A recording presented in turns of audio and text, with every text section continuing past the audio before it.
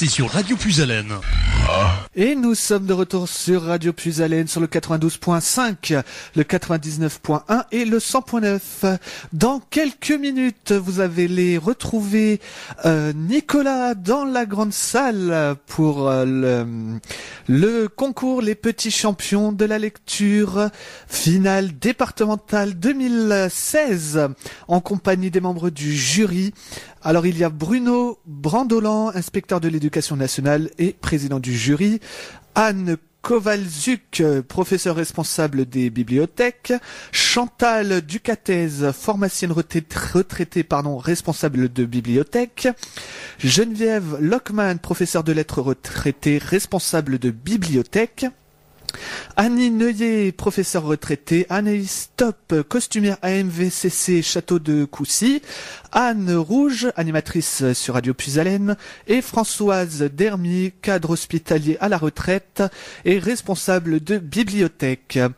Alors, le début du live, c'est pour bientôt, donc avec l'ouverture officielle de la finale, donc comme je le disais, animée par notre ami Nicolas. Présentation du concours, des finalistes et de la finale par Monsieur Lelon, directeur du groupe scolaire de Carlepont et organisateur. Donc, la finale débutera à 15h10 avec le début des lectures. À 16h10, délibération du jury et donc petite interview des finalistes, des proches. Et à 16h30, donc discours du président du jury et évidemment l'annonce des résultats, la remise des prix. Donc voilà, je souhaite une bonne chance à tous les participants de cette finale du concours des petits champions de la lecture. Et j'espère que vous, chers auditeurs, vous allez autant apprécier que nous cette finale donc retransmise qui sera retransmise à l'antenne. Et on remercie également toutes les personnes, tous les membres du jury, Monsieur Lelon également qui a accepté d'organiser cet événement ici à Radio Puisalène. Voilà, je pense qu'il est temps maintenant pour nous de retrouver notre cher Nicolas dans la grande salle. Nicolas, c'est à toi. Merci Alexandre de nous donner la parole ici dans cette salle Jackie Denain, et on dit bonjour à tous les auditeurs de Radio Puisalène qui nous écoutent sur les 3 fréquences, donc le 92.5 à Compiègne, le 99.1 à Soissons et le 100.9 à Noyon. C'est la finale départementale des petits champions de la lecture que vous allez suivre en direct sur l'antenne de Radio Puisalène, et je vais donner tout de suite la parole à Monsieur Lelon, le directeur de l'école de Carlepont, qui va nous présenter cette finale. Bonjour Monsieur Lelon. Bonjour Nicolas et merci. Alors bonjour à tous. La finale du concours des petits champions de la lecture, c'est de la finale interdépartementale aujourd'hui de l'Oise et de l'Aisne. Il y a en France, cette année, 20 000 participants au niveau des lecteurs. Et quand tout sera fini, à Paris, fin juin, il n'y en aura plus que 15. 15 qui seront invités à la Comédie Française pour participer à la finale nationale. Alors peut-être parmi les 15, un ou une des 7 finalistes d'aujourd'hui. Nous allons prendre en vidéo, bien sûr, toutes ces lectures. Et puis la sélection sera faite à Paris au niveau de ces vidéos pour le 3e tour. Je rappelle simplement que le concours des petits champions de la lecture a plusieurs partenaires au niveau national, bien sûr, dont le ministère de l'Éducation nationale, la Comédie Française, évidemment, puisque la finale nationale se déroule à Paris, Radio France, France Télévisions, l'Express, le Salon du Livre et le Syndicat national de l'édition. Voilà pour les partenaires. Alors, nous avons donc 7 finalistes de l'Oise et de l'Aisne. Et on va commencer tout de suite, Nicolas. On va pas perdre de temps. Juste une petite précision pour nos amis auditeurs.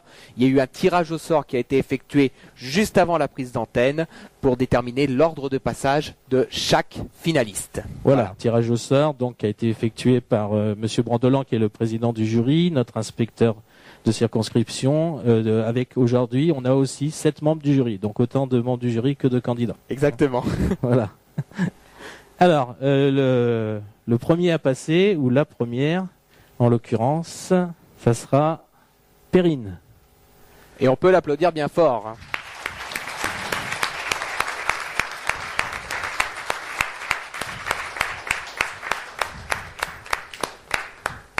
Alors, je rappelle que chaque lecture ne doit pas dépasser 3 minutes. Hein. Alors, est-ce que le micro te va? Ici. Alors, Perrine, tu viens de quelle ville? De Villers-Cotterêts. Voilà, c'est bon, on entend? De Villers-Cotterêts. Alors, comment s'appelle ton livre? Il s'appelle Charlie la chocolaterie. Et le nom de l'auteur? C'est Roald Dahl.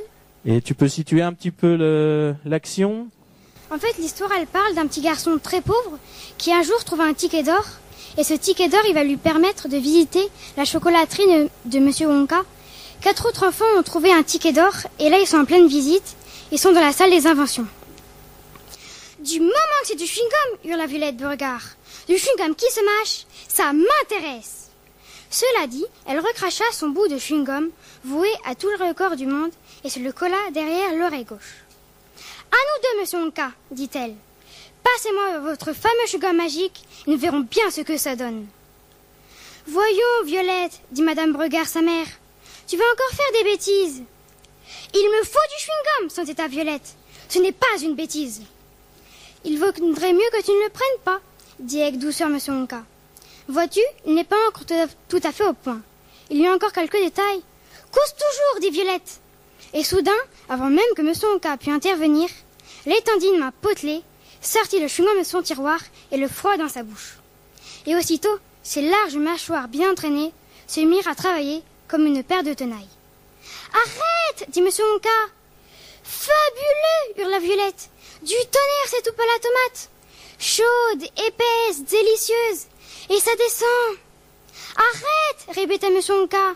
Le chewing-gum n'est pas prêt, il n'est pas au point. Mais si, dit Violette. Il fonctionne à merveille. Oh, mon Dieu, quelle bonne soupe. Recrache-la, dit Monsieur Wonka. Ça change, hurla Violette, tout en mastiquant avec un large sourire. Voici le second plat, du roast beef. Oh, comme il est tendre et succulent. Et ses patates, elles ont la peau croustillante, puis à l'intérieur, il y a du beurre. Comme c'est intéressant, Violette, dit Madame Beauregard. Je suis une fille sensée, vraiment. Vas-y, ma fille, dit Monsieur Beauregard. Continue, mon lapin. C'est un grand jour pour les Beauregard. Notre petite fille est la première au monde à manger un repas chewing-gum. Tout le regard était fixé sur Violette Beauregard, en train de mâcher ce chewing-gum extraordinaire. Le petit Charlie était comme hypnotisé par le spectacle de ses lèvres épaisses et mobiles qui s'ouvraient et se refermaient. À ses côtés, grand-papa Joe paraissait également fasciné. Monsieur Wonka, lui, se tordait les mains en répétant. « Non, cette invention n'est pas prête, elle n'est pas au point, tu n'aurais pas dû !» Et voici la tarte aux myrtilles à la crème, hurla Violette. « Ça y est, oh, c'est tout à fait ça, c'est épatant, c'est tout à fait comme si je l'avalais. Comme si j'avalais de bonnes cuillerées de la plus merveilleuse tarte aux myrtilles du monde. « Ciel, ma fille !» s'écria soudain Madame Beauregard, les yeux posés sur Violette. « Qu'est-ce qui arrive à ton nez ?»« Oh, tais-toi, mère, et laisse-moi finir, dit Violette. »« Il vire au bleu, hurla Madame Beauregard. Ton nez devient bleu comme une myrtille. »« Ta mère a raison, hurla à son tour Monsieur Beauregard. Tu as le nez tout violet. »« Que voulez-vous dire ?» demanda Violette, sans cesser de mastiquer. « Tes joues, hurla Madame Beauregard. Elles virent au bleu aussi. Et ton menton, toute ta figure est bleue. » Bien, bravo.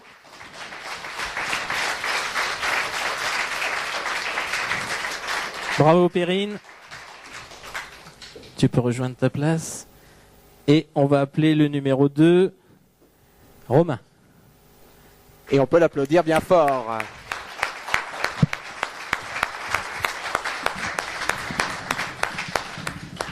Alors Romain, quel est le titre de ton livre ? Pris dans la tourmente. Vas-y, avance un petit peu, voilà. Pris dans la tourmente. L'auteur ? Michel Dédier. Voilà, et tu présentes un petit peu l'action ? Alors c'est une famille de 4 personnes qui arrivent à hauteur d'un pont de la Seine, car ils fuient la zone occupée par les Allemands, car ça se passe en 1940, la Deuxième Guerre mondiale.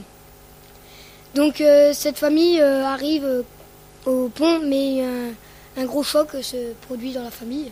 Bien, bah écoute, on va écouter ça. Tu peux y aller. Les forces de l'ordre attendaient les directives qui leur arrivaient par radio. Soudain, un soldat se mit en travers de la chaussée, juste devant Picotin. « Stop !» s'écria-t-il. « N'avancez plus. On va faire sauter le pont. »« Qu'est-ce que c'est que cette histoire ?» s'emporta Papilou. « Vous savez bien que les Boches sont derrière nous. Vous n'allez pas nous livrer à eux quand même. »« Ce sont les ordres !» martela le soldat. Alors que certaines personnes tentaient de forcer le passage, Papilou attrapa la bride de Picotin et voulut lui faire demi-tour. C'est alors que l'aviation allemande refit son apparition dans le ciel. Dans la confusion générale, chacun s'abrita comme il put. Aussitôt, après le passage des Stukas, le soldat français ordonna aux artificiers « Les Allemands arrivent! Faites sauter le pont !» Comme beaucoup de civils se trouvaient encore dessus, des militaires les évacuèrent par la force.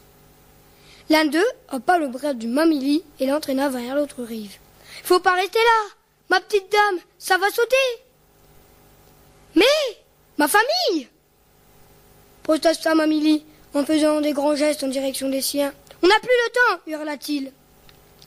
Quelques secondes plus tard, la voix du soldat français s'éleva à nouveau. « Tout le monde à terre !» À l'entrée du pont, Gadou, attaché à la charrette, grogna en tirant sur sa corde alors que tout le monde fuyait vers les berges. Papilou s'en aperçut et alla le détacher. Il eut tout juste le temps de se jeter au sol avec l'animal. L'artificier appuya sur les détonateurs et les bâtons de dynamite explosèrent en cascade, pulvérisant le ventre du pont. Dans un fracas épouvantable, une épaisse fumée s'éleva, reliant les deux rives de la Seine. Puis, peu à peu, le silence revint, en même temps que le nuage se dissipa. Papilou se releva, l'air hagard, Gadou dans les bras. Jean-Baptiste accourut avec les enfants. Colette fondit en larmes en découvrant Picotin couché sur le flanc, au contrebas du pont. Il était mort. Ernest, lui, restait sans voix devant le pont en ruine. Papilou scruta l'autre bord, cherchant Mamili du regard. Mais la distance était trop importante pour distinguer qui que ce soit. Il semblait en état de choc. On ne peut pas aller plus loin. Il faut rentrer au village. Bravo. Bravo Romain. Tu peux retourner à ta place le temps qu'on accueille maintenant Juliette.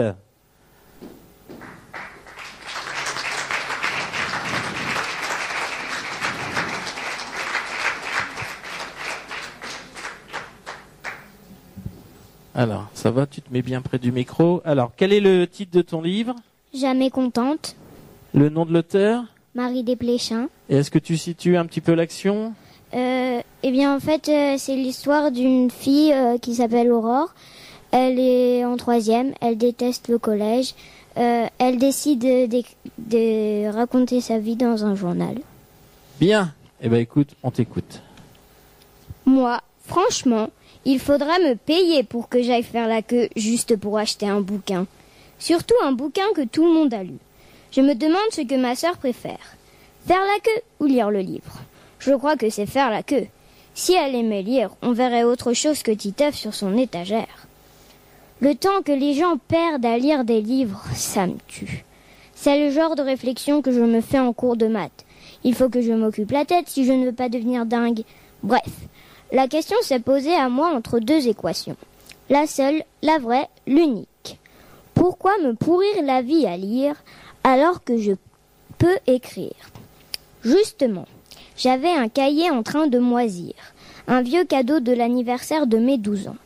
L'authentique présent effroyable, une large couverture en carton, 1 million de pages blanches et mon journal intime marqué dessus, histoire de rendre la chose publique dans le monde entier. Tellement intime que la couverture est fermée par un cadenas ridicule avec clé dorée. Le genre de truc qui donne une envie mortelle de lire en cachette. Tu vas écrire ton journal et ce sera le début d'une nouvelle vie. Voilà ce que je me disais quand la fin de l'heure a sonné. J'ai arrêté de penser, direct j'ai ramassé mes affaires et j'ai foncé vers la sortie. La vérité, c'est que je suis faite pour l'action. 5 octobre. Si quelqu'un n'avait pas remarqué le cadenas qu'il vient d'ouvrir en traître, je rappelle que ceci est mon journal intimement intime et que je maudis par avance toute personne qui y jettera les yeux. Qu'elle soit maudite jusqu'à la fin de sa vie, qu'elle ait des allergies, des pellicules et des appareils dentaires à élastique. Sophie, si c'est toi qui es en train de lire, ferme ce cahier tout de suite. 8 octobre. Hier, rien. Aujourd'hui, rien. Demain, rien de prévu. Des fois, j'aimerais être un rat taupe. Comparé à la mienne, la vie du rat taupe est un carrousel enchanté. 9 octobre. Le problème du journal, c'est d'avoir quelque chose à raconter. Il faudrait avertir les débutants. Difficile de faire un journal intéressant avec une vie nulle. Je suis l'auteur débutant d'un journal nul. Pourtant, bizarrement, écrire fait du bien. Il ne faut pas que j'en abuse. On sait comment ça se passe. D'abord on essaie, ensuite on s'habitue, et après c'est la galère pour décrocher. Non merci, j'arrête. Inutile de me supplier, c'est tout pour aujourd'hui. Bien, bravo. Bravo Juliette. Alors, on va accueillir maintenant Clara. Qu'on peut applaudir, bien sûr.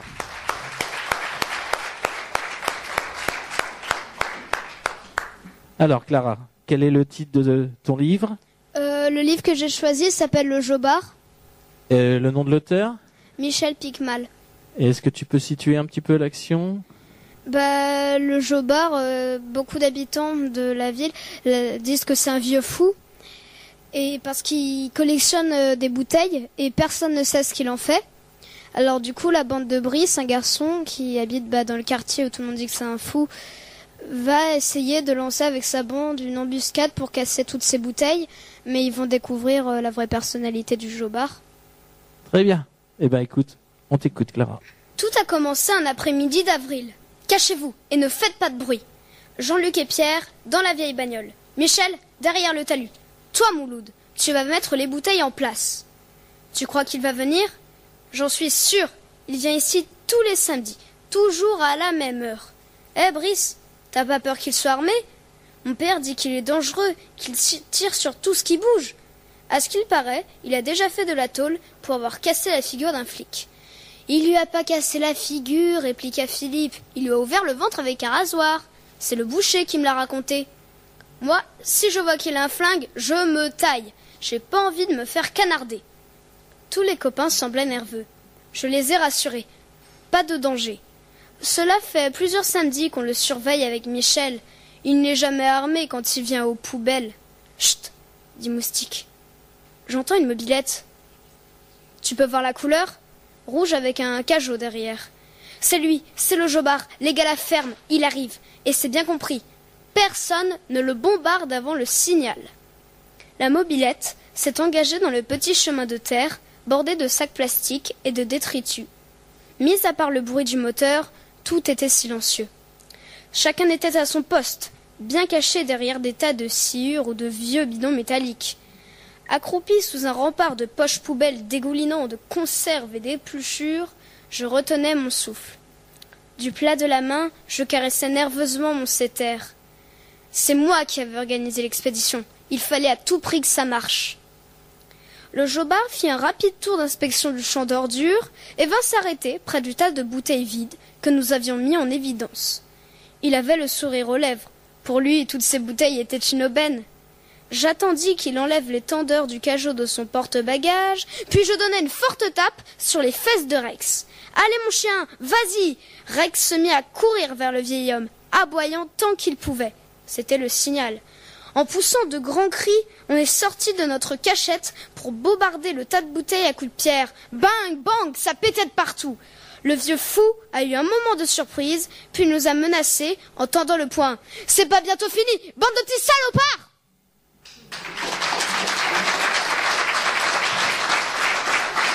Bravo Clara. Alors, je crois que le jury va avoir du travail. Ça va pas être simple aujourd'hui. Alors, en 5e place, ça sera Louis, qu'on accueille.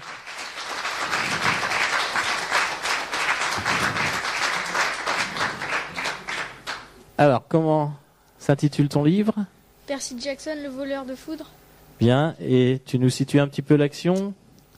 En fait, c'est quand Percy Jackson il a découvert qu'il était un demi-dieu, que son père il était Poséidon, le dieu de la mer, et il va devoir écouter l'oracle parce qu'il est accusé d'avoir volé l'éclair de Zeus. Bien, eh ben, on t'écoute, Louis. Mon audience avec l'oracle était terminée. Alors, m'a demandé Chiron. Je me suis effondré sur une chaise devant la table de jeu. Elle a dit que j'allais récupérer ce qui avait été volé. Grover s'est penché en avant sur sa chaise, mastiquant fébrilement les vestiges d'une canette de Coca Light. C'est super! Qu'a dit l'oracle exactement? A insisté Chiron. C'est important. La voix reptilienne me picotait encore les oreilles. Elle a dit que j'irais à l'ouest et que je rencontrerais un dieu qui s'est retourné. Je récupérerais ce qui avait été volé et je le verrais restitué sans dommage. Je le savais, a dit Grover. Chiron n'avait pas l'air satisfait. Rien d'autre? A-t-il demandé. Je n'avais pas envie de le lui dire. Quel ami me trahirait-il? Je n'en avais pas tant que ça. Et cette dernière prophétie, que je ne parviendrais pas à sauver ce qui comptait le plus. Quel était cet oracle qui m'envoyait tenter une quête en me disant « Oh, à propos, tu échoueras. Comment pouvais-je avouer cela ?» Chiron a scruté mon visage. « Très bien, Percy. Mais sache une chose. Les paroles de l'oracle sont souvent à double sens. Ne les retourne pas trop dans ta tête. La vérité n'est pas toujours claire tant que les événements ne se sont pas produits. J'ai eu l'impression qu'il savait que je lui cachais quelque chose de mauvais augure et qu'il essayait de me réconforter. « D'accord, » ai-je dit, désireux de changer de sujet. « Alors, où dois-je aller? Qui est le dieu qui est à l'ouest ?»« Réfléchis, Percy, » a dit Chiron. « Si Zeus et Poséidon s'affaiblissent l'un l'autre dans une guerre, qui peut y gagner? Une troisième personne souhaitant prendre le pouvoir? Ai-je deviné? Très juste. Quelqu'un qui a gardé une vieille rancune, qui est insatisfait de son sort depuis que le monde a été divisé. Il y a des éternités et dont le royaume deviendrait puissant si des millions de gens mouraient. Quelqu'un qui déteste ses frères pour l'avoir forcé à jurer qu'il n'aurait plus d'enfants, alors qu'eux-mêmes ont tous les deux rompu le serment. J'ai repensé à mes rêves, à la voix maléfique qui avait parlé depuis les profondeurs souterraines. Hadès, ai-je dit. Chiron a hoché la tête. Le seigneur de la mort est la seule et unique possibilité. Bravo. Bravo, Louis.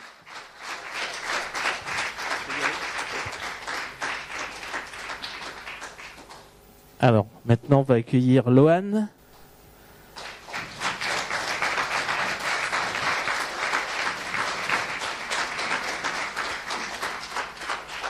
Alors, quel est le titre de ton livre? Banzai Sakura.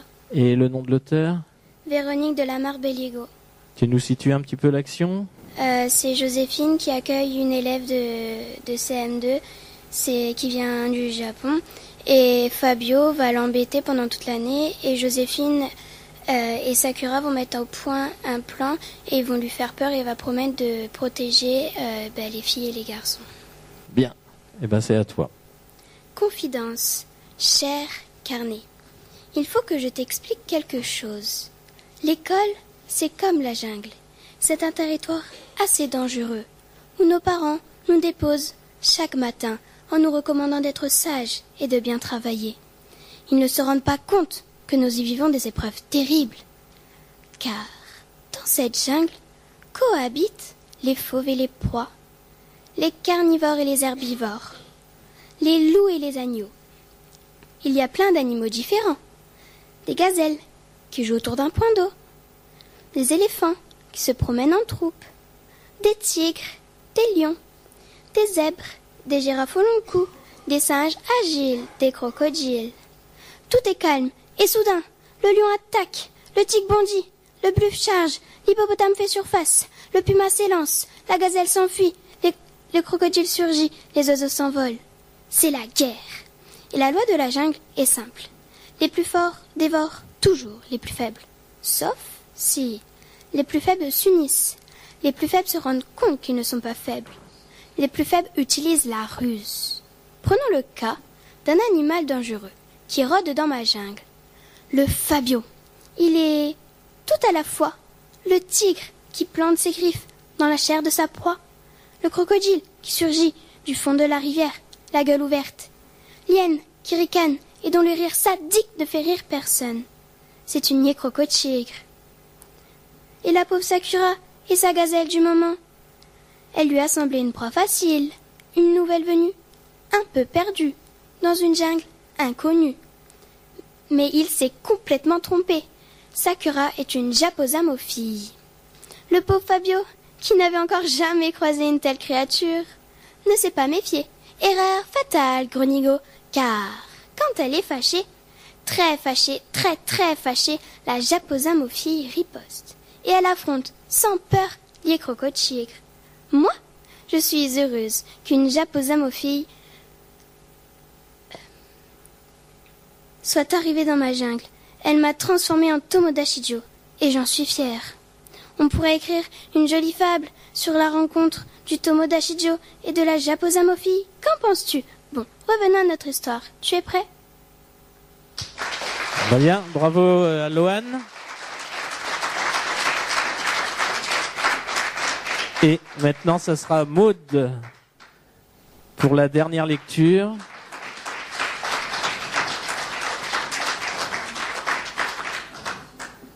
Alors, quel est le titre de ton livre? Super-héros, ça craint grave. Le nom de l'auteur? Zimmerman. Alors, tu situes un petit peu l'action? C'est un garçon qui s'appelle Timothée. Il se rend compte qu'il s'est fait piquer par un moustique alien. Et il se rend compte que le lendemain, il a des super-pouvoirs. Après, il demande à sa mère s'il peut avoir un costume et une voiture de super-héros. Bien, eh ben, c'est à toi de lire. Après le collège, j'ai traîné avec Kevin pour qu'on teste mes super-pouvoirs. Grâce à mon super pédalage, je suis quand même arrivée à la maison, à l'heure, et maman ne s'est rendue compte de rien. Voilà ce qu'on a noté. Je cours et je pédale super vite.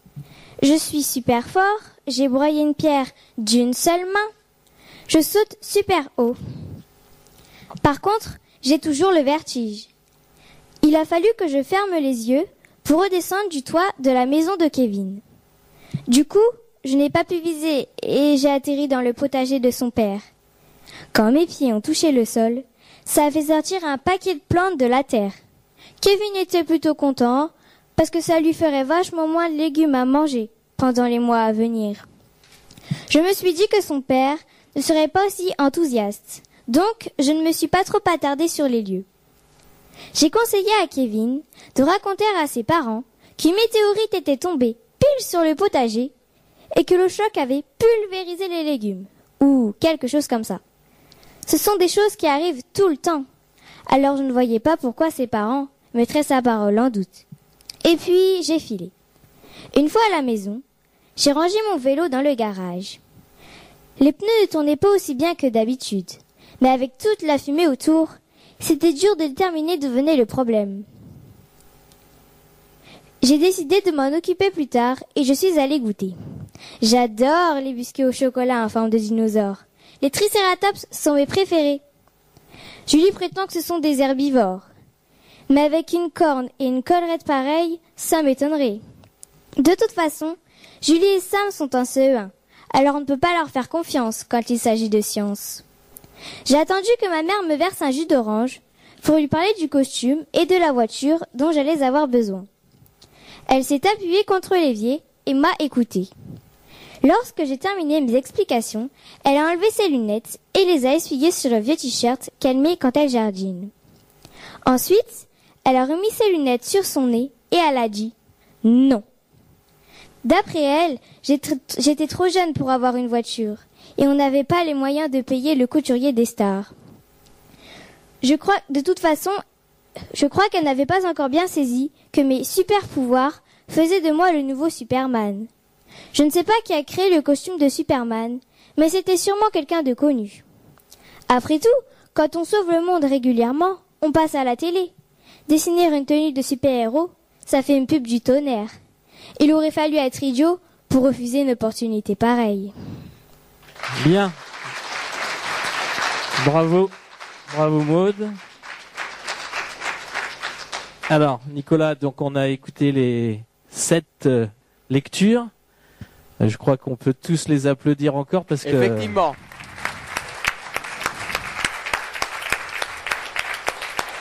Le jury va avoir du travail là, parce que c'est quand même des très très bons lecteurs. Hein. Alors on peut même dire pour tous ces élèves, ils sont pratiquement des bons liseurs, hein, puisque je suppose qu'ils doivent lire. Et puis il faut rappeler que jusqu'au 19e siècle, un liseur, c'était quelqu'un qui lisait à voix haute. Hein. Et donc c'est ce qu'ils sont en train de faire, ce qui n'est pas un exercice facile, surtout devant un public qu'on ne connaît pas. Hein. Voilà, donc... Avant peut-être, Nicolas, de vous rendre la parole, on va souhaiter bon courage à nos 7 membres du jury qui vont s'isoler pour pouvoir délibérer dans le calme. Et puis je pense qu'après, on fera peut-être un petit tour de salle avec quelques petites réactions. Oui, exactement. On fera le tour de cette salle Jackie Denain. On va un petit peu poser des questions à des personnes qui ont assisté ici dans cette salle Jackie Denain pour cette finale des petits champions de la lecture. Eh bien, on va retourner dans la grande salle aux côtés de Nicolas. Nicolas, eh bien, c'est à toi. Merci Alexandre de nous redonner l'antenne ici dans cette salle Jackie Denain. La délibération est en cours, c'est en train de discuter dans la salle d'interview. Alors on va en profiter pour voir un petit peu les personnes qui sont venues ici dans cette salle Jackie Denain. Et on va commencer sans plus tarder avec un des jeunes qui a lu son livre cet après-midi. Donc on va lui donner la parole tout de suite. Bonjour. Bonjour. Alors c'est comment ton prénom? Romain. Alors Romain, qu'est-ce que tu as pensé de ta prestation ici dans cette salle Jackie Denain? Que j'ai bien lu. Voilà, c'est une belle expérience parce qu'avant j'avais beaucoup de problèmes à la lecture. Je confondais beaucoup les lettres et de venir ici, c'est bien. Et qu'est-ce que ça fait comme expérience de lire devant un public, hein, puisqu'il y a quand même une quarantaine de personnes et puis il y a même tous les auditeurs de Radio Puisalène qui nous écoutent en ce moment. Ça nous prépare plus tard en fait que passer devant du public, devant du monde, sans avoir peur. Est-ce que tu penses que tu vas gagner cette finale du club? Je sais pas du tout. Tu ne sais pas. Non. Tu ne sais pas. On peut l'applaudir bien fort quand même. Merci Romain. Alors on va aller voir peut-être une autre... Qui veut parler là dans les participants? J'en vois 2 là. Qui veut parler? Oh là, ils sont tout timides. Déjà, c'est pas facile de parler devant tout le monde. Monsieur Lelon l'a dit, c'était pas évident de parler devant tout le monde. Ah, bah voilà, on a un deuxième participant qui va intervenir sur l'antenne. Bonjour. Bonjour. Alors, c'est comment ton prénom? Louis. Alors Louis, qu'est-ce que ça fait de parler sur l'antenne de Radio Puisalène et également devant ce public ici dans la salle Jackie Denain? En fait, quand je suis montée sur scène, j'ai eu un petit peu peur au début. Après, quand j'ai commencé à lire, ça a roulé tout seul. J'ai pas eu besoin de... J'étais plus stressée. Et du coup, j'espère que j'ai bien lu pour le jury. Est-ce que tu penses que tu seras peut-être le vainqueur ici de cette finale? C'est possible. C'est possible. Eh ben, au moins, il a raison. Au moins, c'est l'occasion de... On peut toujours espérer. On peut l'applaudir bien fort. Merci Louis.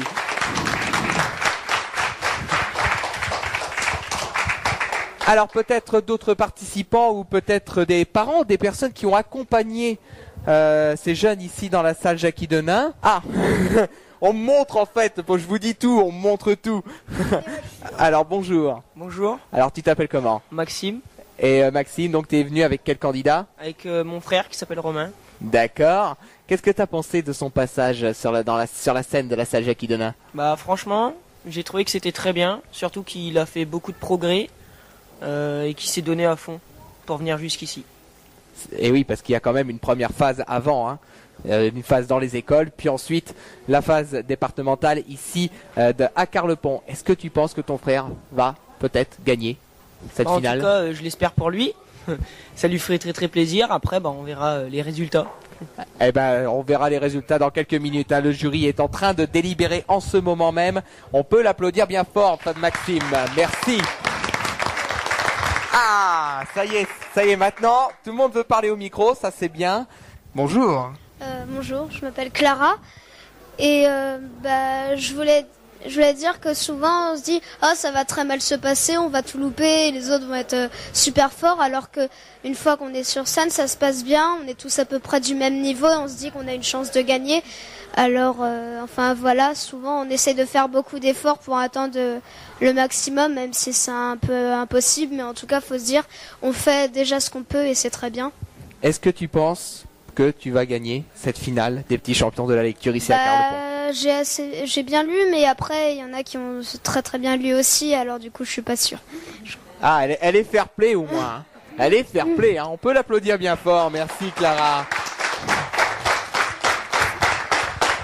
Comme vous le voyez, c'est vrai que la plupart des enfants qui ont lu ici dans cette salle Jackie Denain ils ont peur, ils savent pas s'ils ont passé, si ils ont gagné ou pas, mais bon, ça reste encore à voir.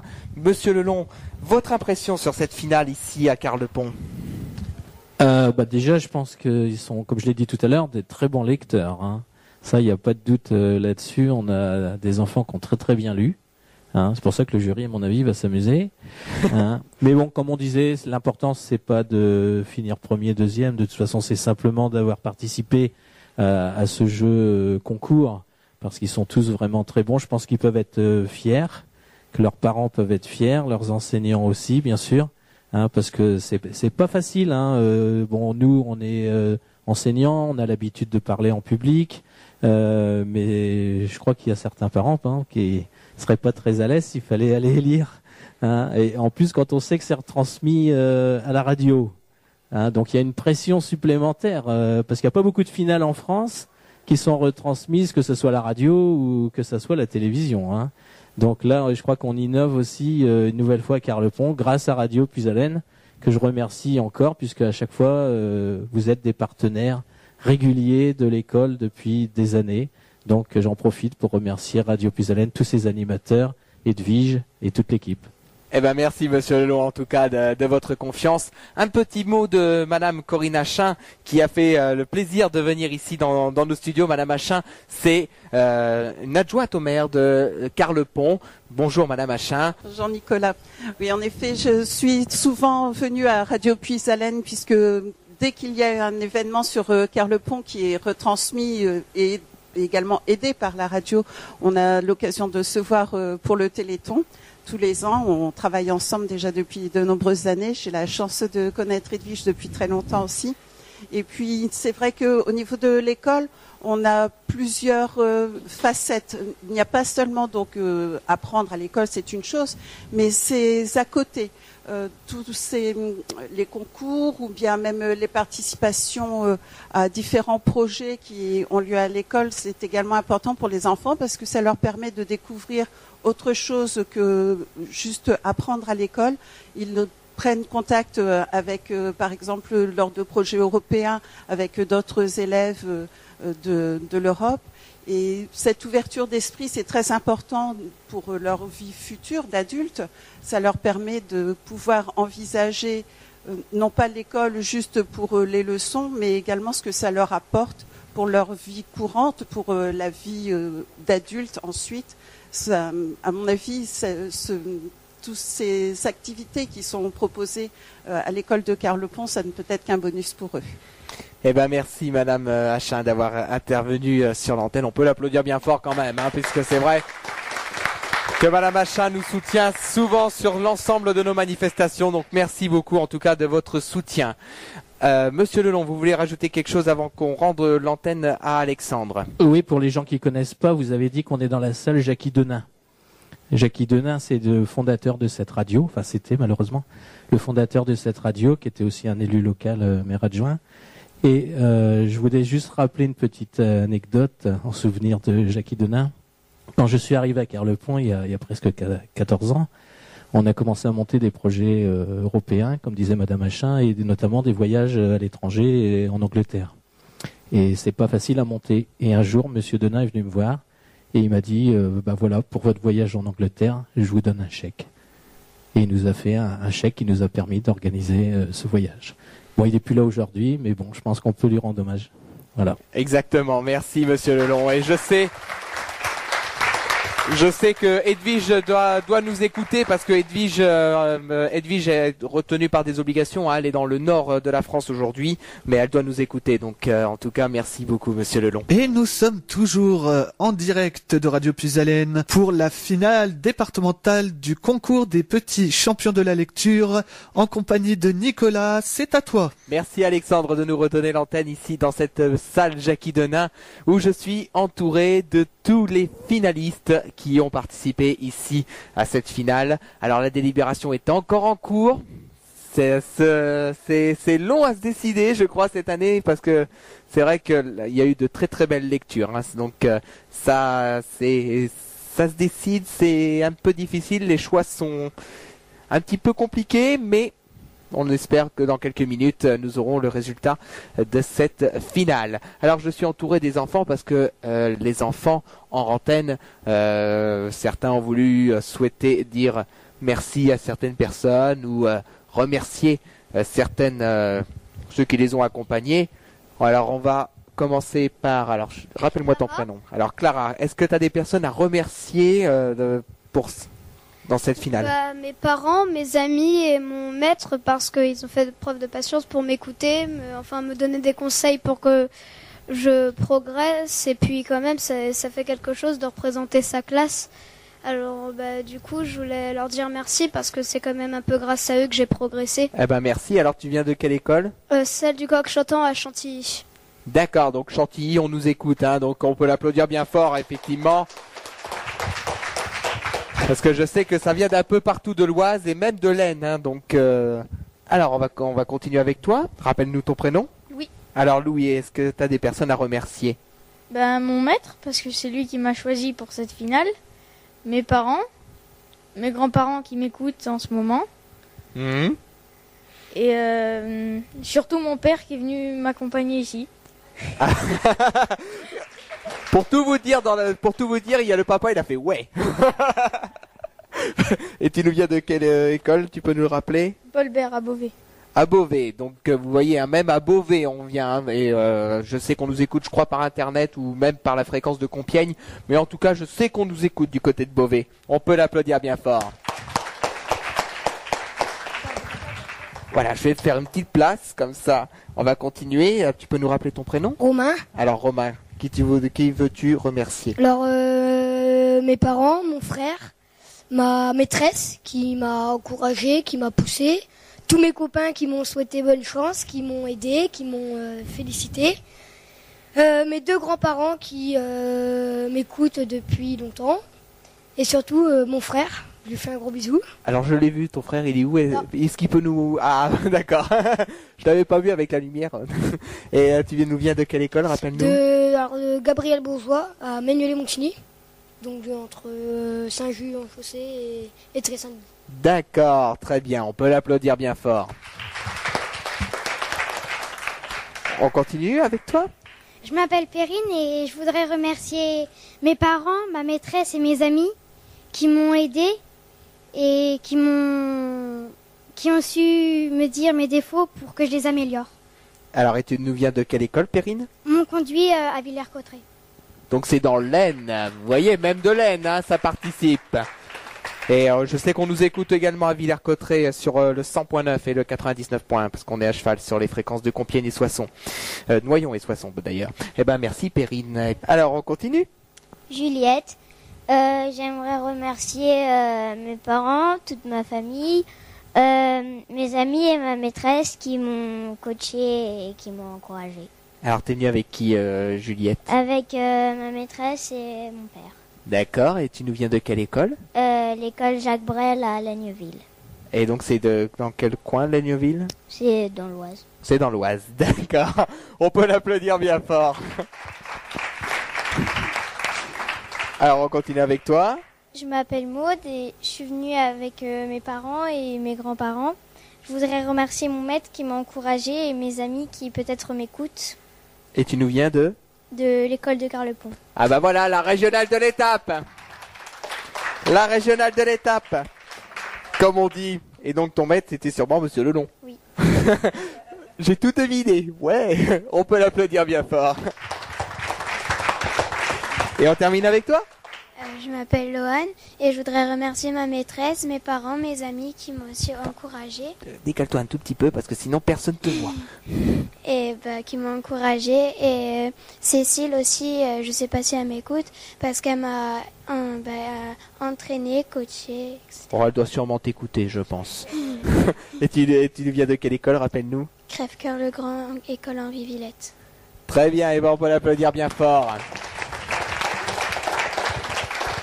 Et dans quelques minutes, nous allons savoir qui remporte cette finale départementale des petits champions de la lecture ici à Carlepont, dans les studios de Radio Puisalène.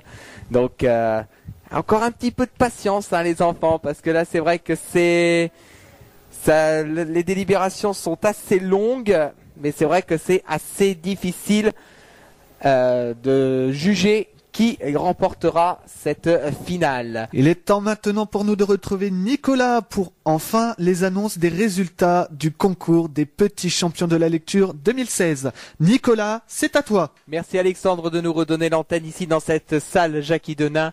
Ça y est, le jury est revenu dans cette salle. Les discussions ont été âpres, ça a duré quand même presque 1 heure, mais maintenant on a le résultat. Je vais donner la parole tout de suite à Monsieur Brandolan, qui est l'inspecteur de l'éducation nationale de la circonscription de Noyon et président du jury. Merci Nicolas. Alors les premiers mots que je vais avoir vont être en direction des enfants, de leurs parents, de leurs institutrices, de leurs professeurs, qui sont venus assister à cette manifestation et à cette étape du concours des champions de la lecture. Nous tenons, parce que je ne suis pas tout seul, il y avait un jury, nous tenons à remercier tout le monde pour les superbes moments qu'ils nous ont offerts. Les lectures que nous avons entendues étaient toutes très intéressantes et très touchantes.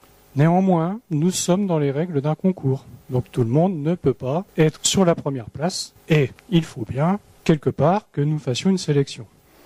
Donc, les résultats auxquels nous sommes parvenus nous ont demandé, vous voyez, on y a passé un peu de temps, les enfants, nous ont demandé de beaucoup échanger, de nous mettre d'accord, et nous sommes enfin parvenus à un accord. Donc, nous avons décidé de vous faire venir de celui qui a peut-être le moins bien réussi vers celui ou celle, attention, parce qu'il y a aussi des filles, il y avait peu de garçons, vers celui ou vers celle qui a le mieux réussi cette épreuve, en lui souhaitant, bien évidemment, que la prochaine étape se passe le mieux possible. Mais nous tenons à féliciter tous les enfants qui ont participé. Alors le premier candidat que nous recevons, mais qui en fait, je répète que nous allons aller dans l'ordre croissant, c'est l'élève et l'enfant qui a pour nous peut-être été le moins convaincant. Il s'agit de Perrine. Perrine, peux-tu venir? Et on peut l'applaudir bien fort. Alors Perrine, nous allons te remettre un beau diplôme qui souligne ta participation et tu vas avoir un beau paquet que l'un des 7 membres ne te sauve pas. Tu vois, je n'ai que 2 mains, alors c'est un peu compliqué. Et nous te remercions de cette superbe participation. Et nous te souhaitons que tu rentres bien chez toi.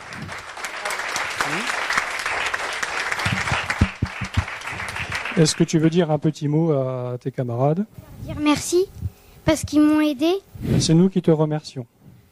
Bravo Perrine.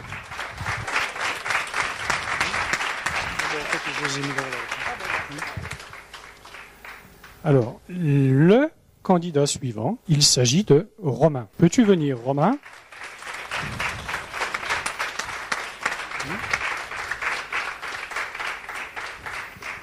Eh bien, Romain, nous te félicitons pour cette participation et cette belle lecture. Nous te remettons un diplôme et l'un des membres du jury qui est à côté de moi te remet quelques livres. Souhaites-tu dire un mot? Alors, je fais un gros bisou à toute ma famille qui m'a aidé, et à mes parents, et à mon frère. Je pense qu'ils en seront heureux. Merci.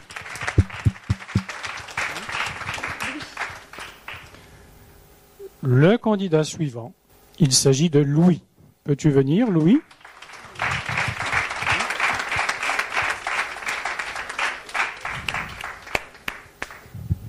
Alors lui, nous te remettons également le diplôme pour ta belle participation et un petit paquet cadeau qui va cultiver ton sens de la lecture. Et toi aussi, veux-tu dire un mot à tes camarades ou à quelqu'un qui est dans la salle? Bonne chance aux autres candidats et que le meilleur gagne. Ça, c'est fair play, bravo.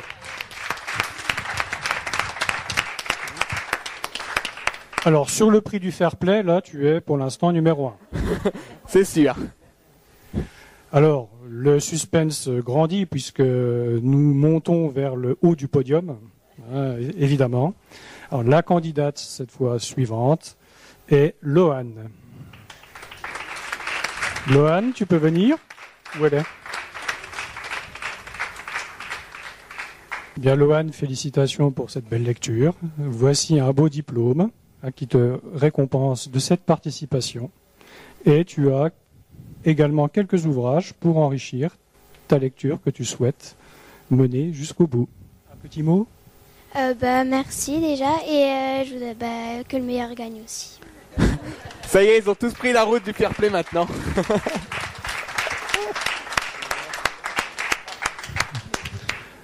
Alors là, on arrive sur les 3 derniers. Ou du moins, comme nous sommes allés dans l'ordre croissant, les 3 premiers. Alors là, suspense est à son comble. On joue devinette ou pas? Non. Alors, non, nous allons arrêter. Maude, nous te demandons de venir, s'il te plaît.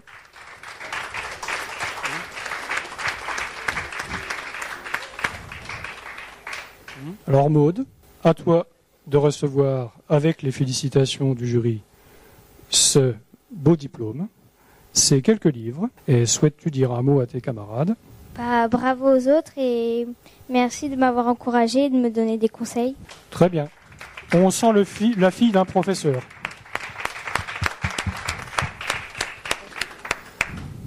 Alors là, nous sommes aux 2 derniers.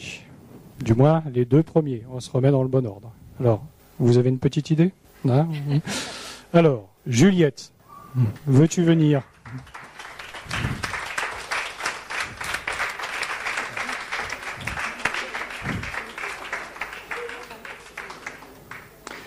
Alors Juliette, voilà un diplôme que le jury te remet pour cette lecture que tu nous as offerte, avec quelques ouvrages également pour que tu puisses renforcer ta lecture. Et toi aussi, tu vas dire un petit mot à l'Assemblée. Je veux dire merci à toute ma classe de m'avoir choisi et merci de m'avoir encouragé. Eh bien, c'est nous qui t'encourageons.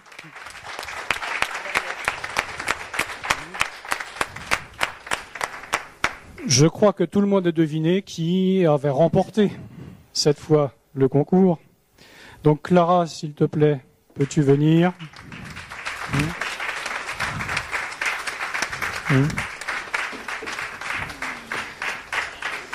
Alors Clara, le jury n'a pas hésité. Vois-tu? Oui. Bon, tu vois, nous n'avons pas hésité. Donc nous te félicitons pour avoir remporté le concours des petits champions de la lecture. Comme l'ont dit tes camarades, eh bien, nous souhaitons que l'étape suivante se passe le mieux possible pour toi. Tu auras également un beau cadeau de la belle lecture. Alors, il y a même un sac. Alors, je crois que c'est pour aller à la plage. Hein, tu vas voir. Et puis, tu auras également gagné l'affiche du concours. Donc, un beau poster pour mettre dans ta chambre, hein, si tu veux. Ou à l'école, hein, c'est comme tu voudras. Donc, tu peux la montrer à Monsieur Lelon.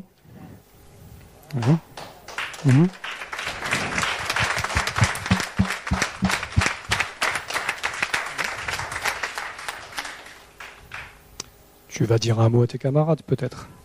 Oui, alors je voulais quand même dire bravo à tous ceux qui ont participé, parce que déjà que ça a duré longtemps la décision, ça prouve qu'ils ont vraiment fait du très très bon travail.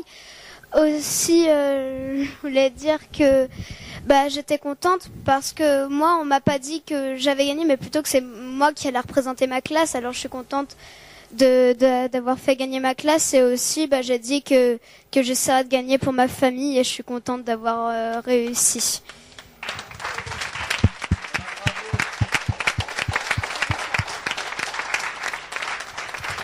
Bravo, bravo de... Au nom du jury et au nom de Monsieur Lelon et au nom des personnels de la radio, je tiens à remercier également toutes les personnes qui sont venues et qui ont accompagné les élèves dans cet exercice qui n'est au demeurant pas aussi simple que ça. Parler devant un public est toujours quelque chose de compliqué. Lire devant un public n'est pas facile.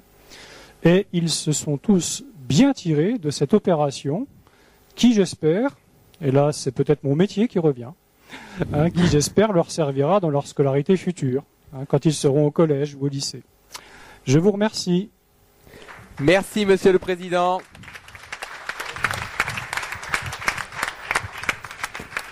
Eh ben, je pense qu'il est temps de se quitter, en tout cas pour l'antenne de Radio Puisalène. Je voudrais remercier également Monsieur Lelon pour sa confiance, pour l'organisation ici, dans cette salle Jackie Denain de Radio Puisalène. Merci à vous, mesdames, messieurs, membres du jury, d'avoir été avec nous ce samedi après-midi. Merci aux enfants, merci aux parents et aux accompagnateurs. Merci également à l'équipe de Radio Puisalène, puisqu'il y avait quand même des bénévoles qui étaient là aujourd'hui. Merci à Laure, à Jean-Luc pour l'avoir tenu la buvette. Merci à Léa également. Étienne à la technique, à la régie numéro 2 en compagnie d'Alexis. Et merci Alexandre à la régie numéro 1 d'avoir fait en sorte que tout passe à l'antenne de Radio Puisalène.